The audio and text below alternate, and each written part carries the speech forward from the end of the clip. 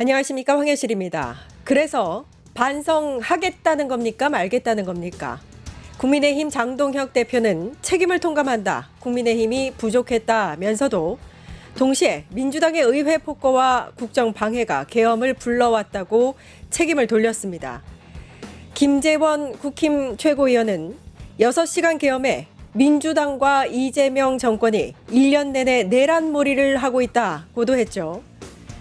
왕이 되고 싶어 어저에 앉았던 천박한 김건희와 국민도 정권도 안중에 없었던 한 남편의 계엄 역사와 결별해야 한다는 일부 내부 목소리는 애써 외면하고 있습니다.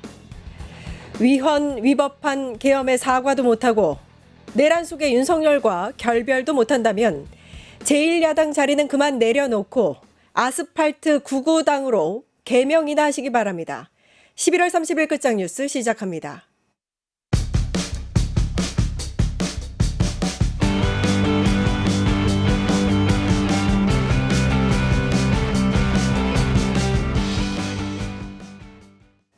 류혁의 내부보고서 류혁 전 법무부 감찰관님 나와 계십니다. 안녕하세요. 예, 안녕하십니까. 안녕하십니까. 예, 세 개의 특검이 네네. 한 개 특검은 이미 28일에 종료가 됐고 예. 재해병 특검. 나머지 2개 특검도 한 달여 남았습니다. 예. 이제 얼마 남지 않아서 이 특검들 마지막으로 어떤 의혹들을 좀 살펴봐야 되는지 좀 정리하는 시간 예. 갖도록 하겠습니다. 내란 특검이 또 다음 달 14일이 만료니까요. 한 2주 남았습니다. 내란 특검의 경우에는 지금 현재 이제 뭐 김주현 민정수석이라던가 예. 정신이석 실장이라던가 주요 이렇게 내란 관련 의심을 받는 사람들에 대한 그 혐의 의무, 그다음에 그 부분의 그 사람들에 대한 처분, 그리고 또 박성재 장관 같은 경우에는 영장이 기각됐었지 않습니까? 예. 그 사람에 대한 처분이라던가 이렇게 주요 지금까지 뭐 이렇게 구속되거나 기소한 사람 이외에 나머지 관련자들에 대한 마무리 수사, 그리고 그에 대한 처분이 필요한 것 같고, 김건희 특검이 좀 문제인데요. 지금 아시는 바와 같이 이게 뭐 가면 갈수록 뭐 새로운 사실들이 나오고 있어가지고 예. 그 단순하게 그냥 지금까지 해오던 수사를 마무리하는 것뿐만 아니라 앞으로 그냥 그 특검 기간 내에 모든 일을 마무리 못하더라도 정리를 못하더라도 그 자료를 인수인계해서 계속 필요한 수사가 이루어질 수 있도록 그런 조치를 취해야 하지 않나 싶습니다. 중요한 예. 거 짚어주셨습니다. 예. 근데 내란 특검에서도 그러니까 계엄의 이유가 네네. 김건희와 어떤 연관이 있느냐 이 부분이 좀 확실치 않아서. 그 부분에 대해서 확실치 않지만은 뭐 예전에 그 12.12 사태 때를 놓고 보면 예. 이 12.12 사태가 사실은 나중에 완벽하게 이 역사적으로 규명되는 데는 거의 한 15년 이 정도가 그렇습니다. 걸렸습니다. 예. 그런 걸 생각하면 사실은 이번에 내란 사건을 최대한 빠른 시일 내에 종결을 짓는다 하더라도 앞으로 계속 뭔가 새로운 사실들이 드러날 것이고 아마 완벽한 진상이 확인이 돼가지고 과거에 어떤 일이 있었는지를 확정적으로 우리 역사의 한순간에 기록해 놓기 위해서는 상당히 많은 기간이 필요할 겁니다. 그리고 말씀하신 것처럼 사실은 김건희 씨가 내란이라는 그 계엄 선포라는 그 윤석열 씨가 결심을 하는 데 있어서 주요 원인이 되었다는 것은 앞으로도 아마 계속 여러 증거로 드러나게 될 것 같습니다. 예, 더 나올 거란 말씀이시죠. 예, 그런 정황들이. 어쩌면은 본인이 뭐 그럴 일은 없습니다만 앞으로 뭐 상당히 오랜 기간 뭐 아마 수감 생활을 해야 되겠니 그런 예. 일은 없겠지만 본인과 술 한 잔 마시면서 허심탄회하게 얘기하면 내가 건희 때문에 그랬어 그런 얘기라도 할지 모르죠. 어디선가 나올 수도 있다. 네, 어디선가 그런 나올 수도 질문이. 있습니다. 예. 예. 오늘 보니까 그 헌법재판관 지명한 것과 관련해서 정진석 전 네. 비서실장이 피의자 신분으로 소환 조사를 받았네요. 네네. 내란 특검. 그렇습니다. 이 헌법 지금 뭐 오래전 일이라서 뭐 좀 뭐 기억이 희미해져 가는 경향이 있지만 사실 헌법재판관 미임명이라는 거는 그 계엄 선포로 인한 내란 사태를 신속하게 종결시킬 수 있는 기회를 어떻게 보면 차단한 겁니다. 그렇죠. 일부러 지연시킨 겁니다. 사실은 헌법재판관만 신속하게 임명되어서 정족수가 충분히 사전에 일찍 확보가 됐더라면 사실은 내란 사태가 이것보다 훨씬 더 당겨질 수 있었어요. 이게 뭐 올해 내란 사태가 이렇게 질질 끌어지니 뭐니 하지만 이런 사태가 빨리 해결되지 않는 것은 윤석열 씨 이런 본인의 잘못도 있지만 사실은 계엄 선포 이후에 뭐 여러 차례 그 헌법재판관 임명을 미룬다던가 예. 그리고 뭐 여러 가지 이유로 뭐 다른 그 모든 절차들 빨리 신속하게 진행될 수 있는 절차들을 사사건건 방해를 했지 않습니까? 그런 이유도 큽니다. 그 중에 하나가 이런 그 미임명인데 이 미임명이라는 거는 단순하게 그냥 임명을 하지 못하겠다는 법률적 견해의 표현이 아니라 내란 사태를 지속시키고자 하는 의지 표현이었기 때문에 이거를 내란 특검에서 들여다보고 있는 겁니다. 그래서 중요한 거군요. 예, 그래서 중요한 것입니다. 예. 예. 이게 이제 한덕수 전 총리가 네. 대통령 권한대행 시절에 일어난 일이지 않습니까? 네, 그렇습니다. 그렇죠? 그럼 이렇게 뭐 이렇게 관련자들 조사가 이루어진 이후에는 기소로 넘어가겠네요. 당연히 기소할 것으로 보입니다. 예, 특히 그 김주현 민정수석의 역할이 상당히 컸다라고 보여지는데 김주현 민정수석은 여러분들께 기억을 한번 되살려드리자면은 김건희 씨 무혐의 때 비화폰 통화를 했고요. 김건희 씨 소환 조사를 앞두고 비화폰 통화를 했고요. 그리고 나서 안가 회동의 당사자였고 휴대전화를 없앤 사람입니다. 그 다음에 그 이후에 헌법재판관 미임명이라든가 그 이후에 이완규 헌법재판소 후보자 지명이라든가 이런 모든 절차에 있어서 민정수석은 그 일이 어떻게 보면 업무 중에 하나입니다. 예. 그렇기 때문에 그런 모든 중요한 국면 또 조금 기억이 나는 것이 회의록 국무회의 의사록을 작성해야 되는 거 아니냐 이런 아이디어를 처음에 제공했던 사람이기도 하지 않습니까? 그렇죠. 그렇기 때문에 앞으로 김주현 민정수석에 대해서는 뭐 당연히 좀 더 자세히 조사를 해야 될 거고요. 예. 그런 차원에서라도 아주 주요 인물 중에 한 사람이라고 볼 수 있을 맞습니다. 것 같습니다. 예, 예. 그러니까 김주현이나 정진석처럼 대통령실의 주요 인사들이 사실 네. 계엄에 많이 동조하고 그 중요 임무를 종사를 했는데 네, 네. 많이 벗어나 있던 것은 사실이기 때문에 그렇습니다. 예. 당연히 뭐 본인들이 그 내란 계엄 사태를 처음부터 인식했을 가능성도 없어 보이지 않고 뭐 있다고 할 것이고 예. 그 다음에 그걸 제대로 말리지도 못했지 않습니까? 예. 그리고 더더욱 중요한 거는 분명히 본인들이 그 계엄 사태 직후에 대통령에게 제대로 조언을 하지 못했다는 보좌하지 못했다는 이유로 사직서를 제출했다가 그 이후로부터는 태도를 돌변해 갖고 체포를 방해한다던가 그리고 계엄 사태가 계속 이어지는데 모든 면에 있어서 국면마다 그 뭐 이렇게 주요 인물들을 임명한다던가 그 주요 여러 가지 포스트에 자신들이 사람들을 임명해서 예. 어떻게 보면 알박기를 시도한다던가 그런 이렇게 어떻게 보면은 조금이라도 권력을 놓지 않으려고 권력에 대한 집착 뭐 이런 권력에 대한 뭐 엄청난 거기에 뭐 이렇게 몰입을 했죠. 아하. 그래가지고 어떤 식으로든 그다음에 제가 보기에는 한덕수 총리의 출마 그렇죠. 이런 국면까지 놓고 보면 어떤 식으로도 권력을 놓지 않겠다는 그런 모습을 보여줬거든요. 대통령실 PC 파쇄라든지 이런 그렇습니다. 증거인멸도 있고요. 뭐 사실은 그건 너무너무 당연하네요. 지금 뭐 생각을 해보면 너무 많죠. 한 바닥을 써놓을 수 있을 정도로 그런 일들이 많은데 세월이 흐르고 나니까 이게 별게 아니었네 이렇게 얘기를 하고 있는데 아닙니다. 예. 이게 단순하게 그 김재원 국민의힘 최고위원이 얘기하는 것처럼 6시간으로 끝난 문제가 아닙니다. 어떻게 보면 민주주의 가치를 한꺼번에 무너뜨리고 예. 그 이후에도 계속 그렇게 그 가치를 무너뜨린 잘못된 행동을 정당화하려고 들었다는 점에서 도저히 용납할 수 없는 거죠. 예. 그러니까 6시간 계엄이 사실 대통령실이 원했던 게 아니지 않습니까? 원래 그렇습니다. 처음에 취지가 그게 아니었으니까. 그렇습니다. 그 사태가 다행히 수습되기까지가 6시간인 것인데 사실은 그 여파나 잘못된 악영향은 아직까지도 계속 오고 있지 않습니까? 그러니까요. 그런 점에 비춰보면 그게 6시간짜리라고 할 수가 없습니다. 예. 사실은 지금 1년이 되도록 해결을 못하고 있기 때문에 그때 당시에 계엄 선포는 딱 뭐 10분 동안 뭐 어떻게 선포했는지 모르겠지만 그 여파는 지금 1년이 넘은 지금까지도 계속되고 있는 겁니다. 그 당시에 이제 국회에 민주당 대부분의 의원들이 이제 네. 모여서 계엄 해제 요구한 표결을 한 게 다행히 그렇습니다. 계엄 해제가 될 수 있었던 방법이었었는데 그때 이제 이 표결을 방해했던 추경호 관련해서도 네네. 이제 12월 2일에 구속 심사가 있잖아요. 그렇습니다. 어떻게 될 거라고 보세요? 추경호 저는 기본적으로 추경호 원내대표 당시 그 추경호 의원의 행동에 대해서는 어떤 식으로든 단죄가 필요하다는 게 제 개인적인 입장입니다. 기본적으로는 혐의를 받고 있는 것이 계엄 이전에 윤석열 씨와 같이 저녁 식사를 했다는 거 아닙니까? 예. 그렇기 때문에 그런 그 협의를 계엄과 관련된 모의가 아닌가 내란 특검에서는 의심을 하고 있는 것 같고, 그 다음에 계엄 선포 직후인 11시 20분 정도 그 무렵에 추경호 원내대표와 윤석열 씨가 통화를 했다는 거 아니겠습니까? 그때 당시에 이제 표결 방해를 어떻게 보면 표결을 하지 못하도록 국회 쪽에서 도와주는 임무를 당신이 맡아라. 이런 식의 임무라든가 역할 분담이 그렇죠. 있었을 것으로 의심을 받고 있는 것이죠.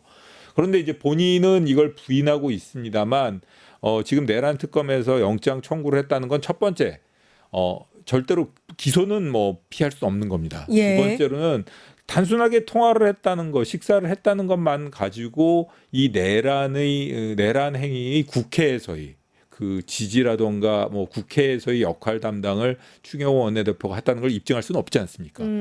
다만 중요한 거는 이렇게 영장까지 청구한 것을 보면 추경호 원내대표로부터 무슨 말이라든가 뭐 그 지시사항인가 전달 사항을 들은 누군가 참고인이 있지 않았나, 주요 참고인이. 그런 참고인들이 뭔가 좀 의미 있는 진술을 하지 않았나. 그렇기 때문에 내란 특검에서 이렇게 영장 청구까지 하고 주요 임무 종사로 의율하게 되지 않았나, 이런 생각을 조심스럽게 해봅니다. 예. 약간 정리해 보면 지금까지 이제 공개된 내용들로만 봤을 때는 구속영장이 기각될 수도 있지만, 네네.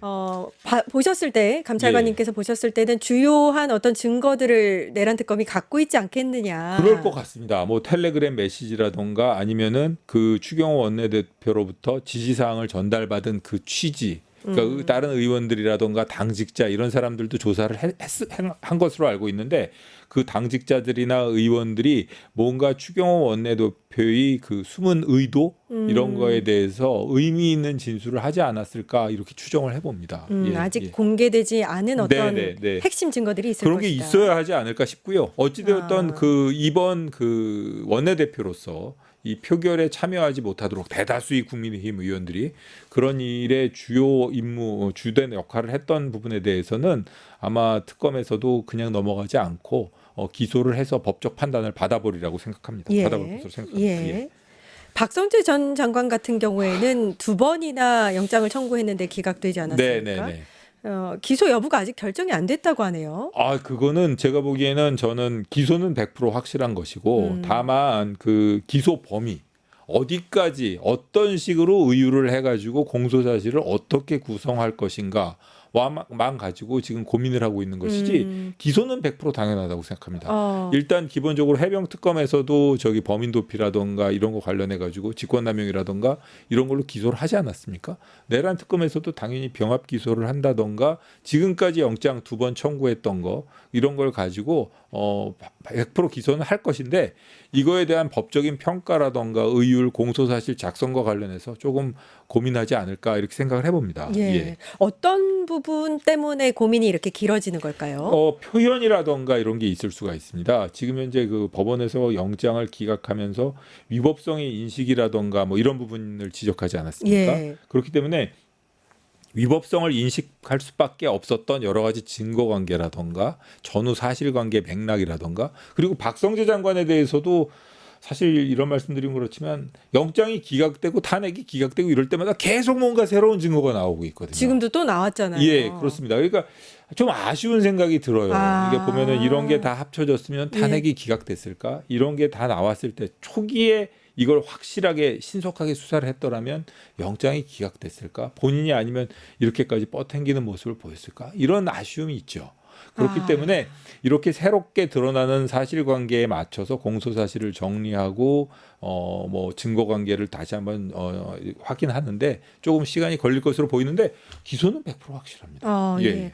말씀 들어보니까 탄핵이라든지 구속영장에 있어서 좀 결과가 달라졌을 수도 있다. 지금 나오는 증거들이 그렇습니다. 그때도 나왔더라면. 이런 증거들이 일시에 다 뭉쳐져 갖고 나왔더라면 본인이 어떻게 그걸 갖다가 번복하기는 어려웠을 겁니다. 그러니까 얼마 전에 나온 김건희 김건희 텔레그램 말입니다. 네네네. 그러니까 김건희가 직접적으로 박성재에게 뭔가를 지시를 하고 그대로 또 법무부에서 이루어지는 그 과정들, 네네. 그건 어느 정도의 영향력이 있는 증거라고 보세요? 당연히 영향력이 있는 것이고 정말 저는 사실 그때 당시에 법무부에 근무하고 있던 지금 현재 공개된 텔레그램이 24년 5월인가 그런 거 아, 그땐 같더라고요. 계셨었군요. 예, 제가 근무하고 있었던 상황인데 그런 문자 메시지를 텔레그램을 받고 있었던 분이 이 부하들에게 참 아, 예, 뭐 그런 생각 여러 가지 생각을 하게 됩니다. 그리고 기본적으로 영부인이란 자리는 당연히 국가 원수의 부인으로서 또는 여러 가지 뭐 외교적인 역할이라던가 뭐 내조라 여러 가지 역할을 해야겠죠. 공적인 역할. 예. 하지만 법무부 장관의 전화번호를 본인 전화에 저장해 놓고 그런 업무와 관련된 예. 그리고 본인의 사건과 관련된 아, 참. 그런 업무 저장된 전화로 본인의 사건을 직접 얘기를 하는 거거든요. 예. 이게 도대체 어떤 마인드? 이거는 기본적으로 뭐 그런 본인 사건이 없더라도 그 영부인이라는 지위에 있는 사람이 그 법무부 장관이나 이런 국무위원들이 전화번호를 갖고 있다는 것 자체도 저로선 참 말이 안 됩니다. 말이 안 되고요. 예, 예. 그리고 제가 알기로는 김건희 씨와 박성재 장관이 되기 이전에 그런 개인적인 관계가 전혀 없어요.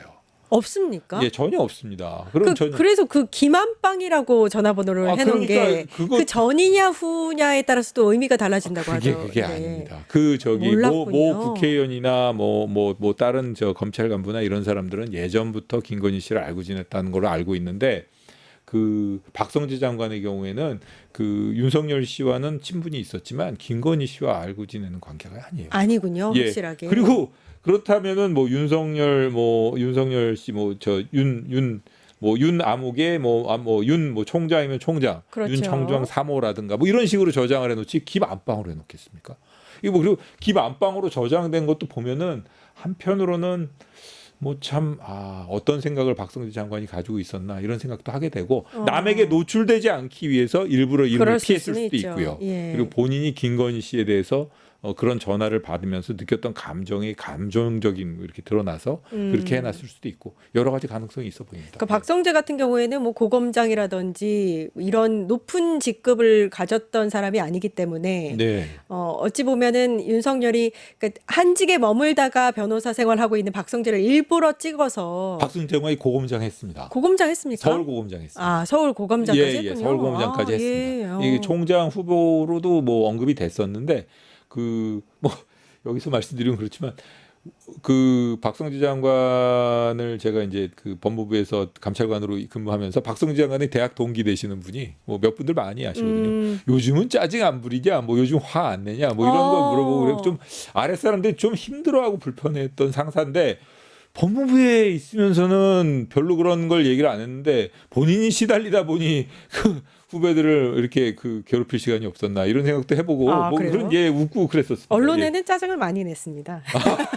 예, 언론에 짜증을 많이 냈습니다. 그러니까 버럭버럭 짜증을 예. 많이 내셔가지고 그게 좀 그 소문이 많이 났어요. 원래 성정이군요. 예. 12월 3일이 계엄 1년 되는 날인데 네, 그렇습니다. 이때 공교롭게도 김건희가 첫 기소 사건 결심 공판이 있습니다. 그러니까 네네. 이날 이제 검찰 구형이 이루어진다는 네네. 건데 어떻게 예상을 하시는지. 제가 너무 작게 말씀드리면 막 실망하시는 분들도 있고 막 이럴 텐데 뭐 지금 시청자 분들 같은 경우에는 무기 막 이런 거 생각하실 텐데 제가 보기엔 15년에서 무기 사이, 15년에서 25년 사이 되지 않을까 그렇군요. 싶습니다. 예. 사실은 15년 좀 적고 한 20년에서 한 35년 이 정도. 요즘은 유기형 상한이 높아져가지고 35년까지 가능하거든요. 뭐 무기징역 말씀하시는 분들도 있겠는데 사실 이 범죄의 특징을 놓고 보면 본인이 어떻게 보면은 이 법치주의 틀을 넘어섰어요. 말씀하신 것처럼 왕비 내지는 왕비도 아니고 본인이 왕이라고 생각했던 생각도 들거든요. 그러면서 여러 가지 과거의 잘못을 어떻게 보면은 이 수사기관을 제대로 된 작용을 못하도록 해서 막고 그 이후에도 또 이 영부인이라는 자리에서 여러 가지 금품을 수수하고 이권에 개입하고 아까 박성재 장관에게 한 것 저 문자 메시지 보낸 것처럼 본인이 마치 공적인 권한이 있는 것처럼 그 권한을 함부로 행사해 왔거든요. 예. 그런 점에 비춰서 비난 가능성이 아주 크고 재발 방지라던가 본인이 전혀 반성하지 않고 있는 모습 이런 걸 생각해 볼 때 제 생각에는 15년에서 무기 사이 적당한데 최저형 15년 이상은 나오지 않아야 될까 싶습니다. 보통 선고 지금 형량이. 지금 기소된 혐의가 네, 네. 굵게는 이제 세 가지 정도가 되거든요. 네, 그러니까 네. 주가 조작 혐의, 그러니까 자본시장법 예, 위반, 예, 그렇습니다. 특정범죄 가중처벌법, 알선수재, 네, 네. 뭐 이런 것들인데 공천 개입이 있는 거고요. 네, 네. 어떤 혐의가 가장 중대해서 그 이제 지금 얘기하신 구형이 나올 거라고 보세요? 제가 보기엔 다 중요한 것 같습니다. 다 중요한데 특히 그 공천 개입 같은 경우에는 도저히 있을 수 없는 일이고요. 그 다음에 알선 수재, 이 영부인이라는 사람이 단순하게 그 뭐 이렇게 그 사례 의례적인 이 그리고 한두 사람한테 받은 게 아니지 않습니까? 예, 엄청 그리고 많죠. 인사청탁이라던가 그 지금 뭐 좀 오래전이라 그렇지만 뭐 서희건설 사건이라던가 그렇죠. 그다음에 그 이베이 그 국가교육위원장 예. 사건이라던가 이런 걸 놓고 보면 자리 대가로 돈을 받고 본인이 인사권이라는 아무런 공적 권한도 없는데 그 남편을 통해서 그걸 실현시키고 그리고 또 단순한 뇌물수수와 다른 것이 이 물건을 바꿔오지 않습니까? 예. 기소를 시켜서. 그런 다음에 증거인멸을 시도하고 예, 예. 이 모든 점에 있어서 죄질이 너무 나빠요. 어. 그렇기 때문에 제가 보기에는 단순하게 이런 그 의율된 이 구성 요건이나 이런 걸 가지고 평가할 것이 아니라 그 죄질을 놓고 아주 중형을 선고하는 게 마땅하다고 생각합니다. 예. 보통 검찰이 구형을 할 때 네네. 그러니까 양형에 비해서 많이 구형을 하나요? 아니면 비슷하게 그 기준에 맞춰서 하나요? 검찰은 나름대로 양형 기준이 있습니다. 근데 이제 특검의 경우에는 거기에 기속되지는 않을 것 같고요. 검찰은 그 상당히 두꺼운 책이 있어갖고 대비 자료로 되어 있어가지고 모든 그 죄명별 양형 기준표가 있습니다. 그건 아주 오래됐습니다. 검찰은 아주 예전부터 오래됐고 그 양형 기준에 따르되 그 양형 기준이 필수는 아닙니다. 그러니까 이탈이라고 하는데 양형 기준은 통상적인 사건을 염두에 두고 적용되어 예. 있는 거지 않습니까? 그런데 그게 그 양형 기준에서 고려하지 않았던 여러 가지 요소들이 추가로 밝혀지는 거. 예를 들어 김건희 씨 같은 경우에는 영부이면서 그런 행동을 했다. 예. 혹은 증거인멸을 교사했다던가, 예. 혹은 뭐 그 물건을 바꿔온다던가, 뭐 이런 그 전혀 뉘우치지 않는 태도를 보였다던가 이런 부분은 사실은 양형 기준 통상적인 양형 기준에서는 예상하지 못했던 양형 요소일 수도 있거든요. 어허. 그런 게 있는 경우에는 추가로 가중한다던가 가중해서. 아니면 양형 기준이 예상하지 못했던 아주 정말 딱한 사정이 있다던가 그런 경우는 강경하기도 하고 그렇습니다. 근데 지금 이제 혐의가 굉장히 중한 혐의가 여러 가지가 있는 거잖아요. 한 네 그렇습니다. 가지 정도가 있는 것 같은데 그 중에서 가장 양형이 클 거 같은 걸로 구형을 기준을 삼나요? 아니면 합쳐서 구형을 하는 건가요? 큰 것을 기준으로 삼아 가지고 다른 것을 고려합니다. 아, 다른 것을 고려해서 가중한다. 네, 가중합니다. 예. 그렇군요. 한 20년에서 30년 정도로. 20년 정도 구형하면 딱 좋겠는데 15년에서 네. 25년 사이 정도 뭐 아니면 10년 구형해 가지고는 법감정이 납득을 안 할 것 같고 제 생각에는 15년 구형도 적지 않나? 저도 가끔 적다는 생각도 들거든요. 예. 다만 실질적인 선고 형량이라던가 양형 그 구형의 실질화를 놓고 보면 15년에서 25년 사이에서 아마 고민해서 구형하지 않을까 싶습니다. 그렇군요. 윤석열 재판도 막바지 접어들고 네네. 있습니다. 보면은 1월 초에 변론을 종결하고 2월쯤에 선고를 한다 이렇게 했는데 지기현 재판부 하에서 이 선고가 제대로 날 거라고 보시는지. 저도 지금 그게 당연히 지금 뭐 상식에 비춰 보면 지기현 재판부가 엄정한 형을 선고해야겠죠. 사실 1월에 이미 구속 기간이 1월 18일 아닙니까? 예. 그런데도 불구하고 1월 한 7, 8일 요 무렵에 결심하겠다는 거는 구속 기간은 자기네는 고려 안 하고 그걸 도과시키고 다른 재판부에서 영장을 발부해 달라라는 취지를 밝힌 거나 다름이 없습니다. 정말 아니란 것 같습니다. 정말 네. 아니랍니다. 이게 지금 지기현 재판부도 아니라지만 제가 늘 얘기하고 싶은 것이 처음에 사건 배당부터 이 지기현 재판장이 그 구속 취소를 했던 거 그리고 나서 그 이후에 사건의 소송 지휘 과정에서 보여준 미온적인 태도라던가 이게 엄정한 태도를 보여주지 못하고 있죠. 이게 과연 내란 사건 재판인지 아니면 법원 야유회인지 이게 예, 의심스러울 맞습니다. 정도로 재판을 진행하고 있거든요. 그 다음에 윤석열 씨 변호인은 뭐 물론이거니와 김용현 변호인에 대한 그런 제대로 통제하지도 못하는 그런 태도. 다른 재판장하고는 너무 비교가 되지 않습니까?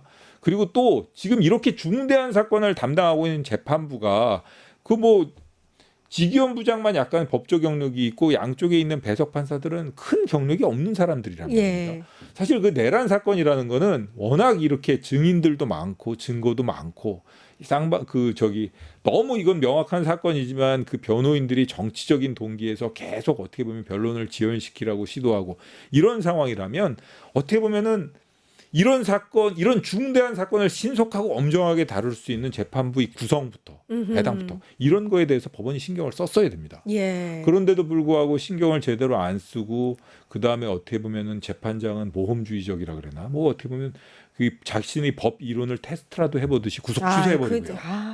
예. 이런 거 생각하면 모든 순간순간 국면마다 국민들을 좀 짜증나게 만들고 있거든요. 예. 사실은 뭐 붕괴한다 지적 이게 아니라 이게 과연 내란 재판이 맞나? 그렇죠. 라는 의구심이 들고 이게 어느 정도까지 심각한 상황인가 하면 태극기 부대에서 만드는 유튜브를 보면 요즘에는 그런 게 나온답니다. 재판장이 저렇게 우리 대통령님을 향해서 환한 미소로 살살 웃으면서 재판을 살살 진행하시는 걸 보면 이거 나중에 이거 내란 안 되지 않을까? 이런 말씀을 하시더라고요. 어이구야. 그런 표현도 나옵니까? 그런 표현이 나옵니다. 예. 뭐 제가 우스갯소리로 말씀드리자면 지난 11월 22일 날 제가 저희 동호회 사람들하고 낚시를 갔었는데 네. 뭐 이렇게 저희는 이렇게 뭐 낚시를 하고 있는데 낚싯배 선장님이 갑자기 그 말씀을 하셔가지고 만망대해상에서 그래가지고 예. 저희는 이제 그다음부터 이렇게 제 얼굴 가리고 정말 그러셨군요. 야 이거 선장님이 잘못하면 이거 큰일 나겠다 싶어가지고 예. 그러니까 제가 직접 그런 말을 듣고 나니까 이게 지금 이거 뭔가 문제가 있다. 이게 지금 이 지기현 재판부의 그런 모습이 아주 악영향을 끼치고 있구나 이런 생각이 드는데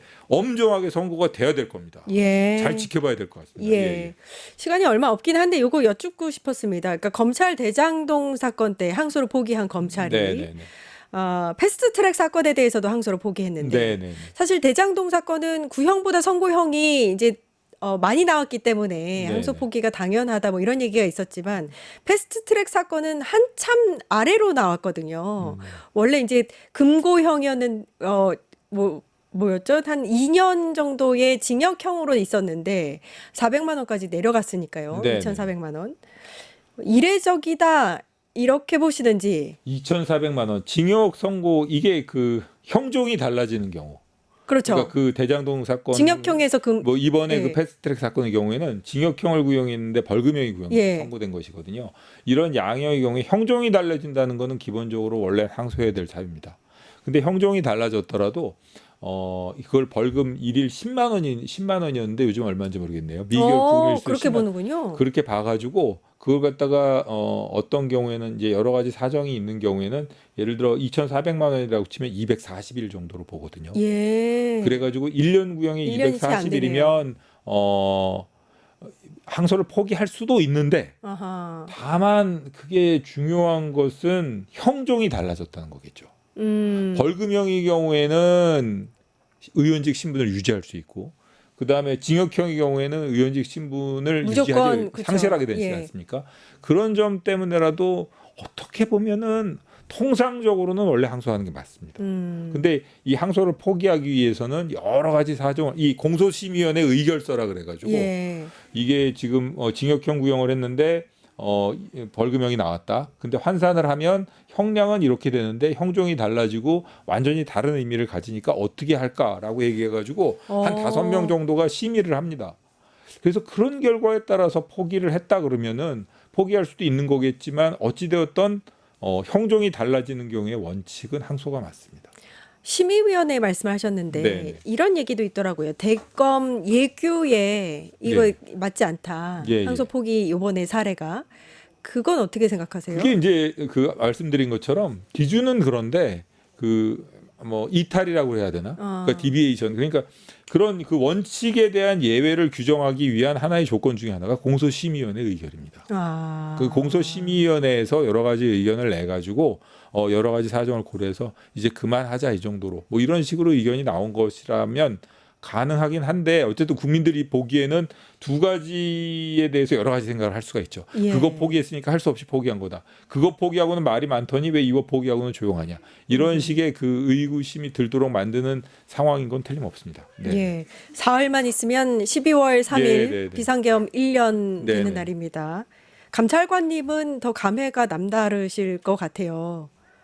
벌써 1년 된 나라는 그날 생각이 듭니다. 예. 인생 자체가 송두리째 변하지 않으셨어요? 아이 뭐 그렇습니다. 사실은 뭐 제가 이렇게 방송 다니고 그럴 줄도 몰랐고요. 그리고 뭐 어떻게 보면은 뭐 조용히 살고 있었는데 근데 뭐 여러 가지 생각이 들었지만 힘들었습니다. 쉽진 않은 1년이었지만 여러분들께서도 그렇고 저도 이렇게 와가지고 말할 기회도 생기고 그래가지고 그나마 마음에 좀 그 응어리가 덜 지면서 1년을 잘 보내온 것 같고요. 여러분들도 다 그러실 것 같고 뭐 앞으로 뭐 더 좋은 날이 있겠죠. 뭐 앞으로 예. 좋은 일만 있지 않을까 싶은 생각이 들고요. 어쨌든 1년 다 잘 버텨왔구나라는 생각에 뭐 저 스스로도 참 뭐 대견스럽기도 하고 여러분들께도 뭐 다 그냥 같이 다 박수 쳐드리고 싶습니다. 네. 아, 저도 네. 사실 존경하고 아이고. 이게 방송하시면서 그 계엄의 문제점이라든지 대통령실의 문제점 지금 오늘 방송하시듯이 이렇게 짚어주셔서 그 방향을 또 잡아주신 것 같아서 아이고. 예, 너무 감사합니다. 감사했습니다. 감사합니다. 예. 예. 제가 뭐 어떻게 보면 주제 넘은 말씀도 많이 드린 것 같고 그 여러 가지로 뭐 패기치는 말씀도 주변 분들한테 패기치는 말씀도 드린 것 같은데 저로서는 뭐 어쨌든 지난 1년 쉽지 않았는데 여러분들께서 많이 응원해 주시고 네. 격려해 주셔서 잘 버텼습니다. 우리 감사합니다. 이별 감사합니다. 뭐 인사 같은데 그렇지 아니, 않고 그거, 예, 알겠습니다. 앞으로도 잘 부탁드린다. 예. 네, 내부 보고서 여기까지 하겠습니다. 류혁전 법무부 감찰관님이셨습니다. 감사합니다. 예, 고맙습니다. 예. 유튜브 구독하고 실시간 채팅과 댓글을 남기시면 매일매일 7,000TTCO를 드립니다. 참여 방법은 통통물 어플을 다운로드하고 회원가입과 로그인을 해주세요.